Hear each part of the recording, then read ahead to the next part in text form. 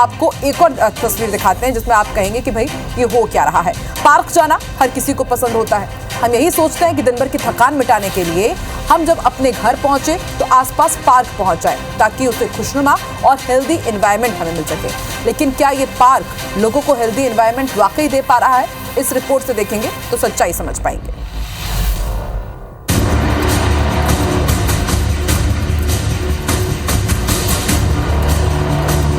कचरे का ढेर, टूटा हुआ झूला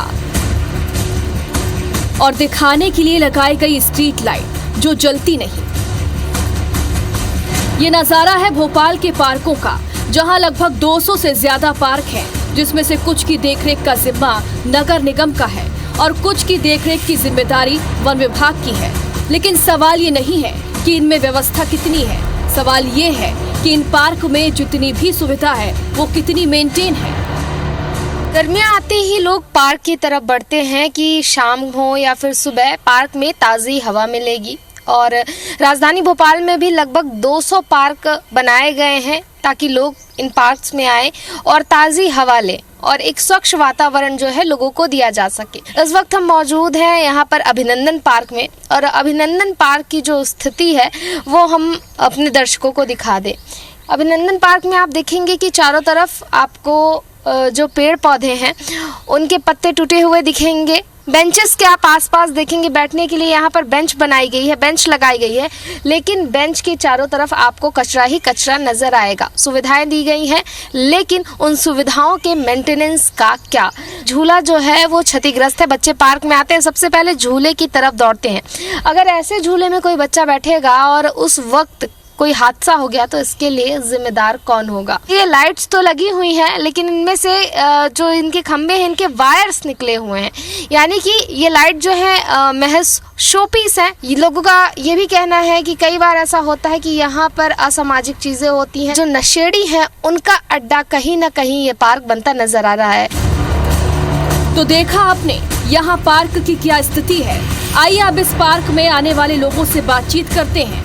पार्क की व्यवस्थाओं को लेकर उनका क्या कहना है?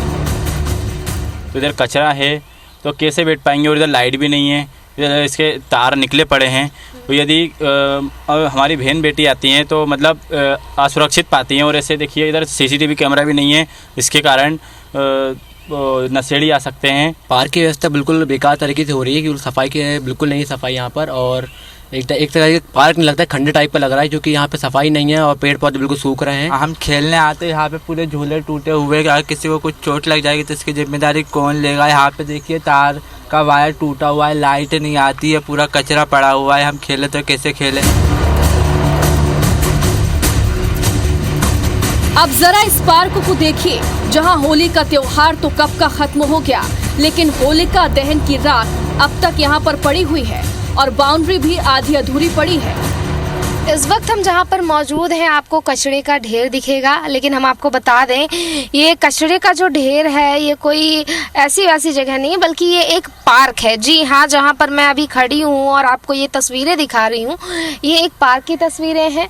और सामने आप देख सकते हैं कि इसी पार्क में जो है वो बच्चे खेल रहे हैं। पार्क की जो स्थिति है वो आप साफ तौर पर देख सकते हैं। पार्क में बाउंड्री बॉल नहीं है, आधी बाउंड्री बॉल जो है वो बनाई गई है और आधी पता नहीं किस खुशी में ये बाउंड्री बॉल बनाने के लिए छोड़ दी गई है। डस्टबिन आपको दूर दूर तक इस पार्क में कहीं नजर नहीं आएगा और कचरे के ढेर के सिवा आपको इस पार्क में अन्य कोई चीजें नजर नहीं आएंगी। आप जहां पर कदम रखेंगे आपके कदम कचरे में होंगे। करोड़ों रुपए इन पार्क में खर्च होते हैं, लेकिन इसके बाद इनके मेंटेनेंस का क्या? यानी कि उन करोड़ों रुपए पर पानी फिर जाता है सिर्फ और सिर्फ प्रॉपर मेंटेनेंस ना होने के चलते। पार्क तो पहले जन सहयोग से हम लोगों ने बनाया, डेवलप किया, इसमें बहुत सा काम करवाया, इसमें झूले वगैरह लगाए। फिर उसके बाद नगर निगम ने इसमें काम करवाया, बाउंड्री वॉल देख सकते हैं आप, आधी बन पाई है। साल में इसमें जेसीबी वगैरह चलती है, पर उतनी जितनी होना चाहिए उस तरह से साफ सफाई नहीं हो पा रही। हालांकि इस मामले में जब जिम्मेदारों से बात की गई तो उन्होंने कहा कि हम लगातार काम कर रहे हैं। जिन पार्क में मेंटेनेंस का काम ढीला पड़ा हुआ है उस पार्क में जल्द से जल्द काम शुरू किया जाएगा। कुछ पार्क का आप उल्लेख कर रहे हैं कि उसमें संधारण की आवश्यकता है, ऐसे सभी पार्कों को हम संधारित कर देंगे। कई पार्क विकसित किए हैं और संधारण ये रेगुलर सब्जेक्ट है। लगातार नगर निगम नए पार्क भी बनाती है, पुराने पार्कों को संधारित भी करने का काम करती है। ये एक रेगुलर पार्ट है जो हम करते हैं। सरकार करोड़ों रुपए पार्क में खर्च करती है, लेकिन जब मेंटेनेंस के अभाव में पार्क की ऐसी स्थिति हो जाए तो जनता ताज़ी हवा और मूड रिफ्रेशमेंट के लिए कहाँ जाएगी। पार्क की ऐसी स्थिति बेहद चिंताजनक है।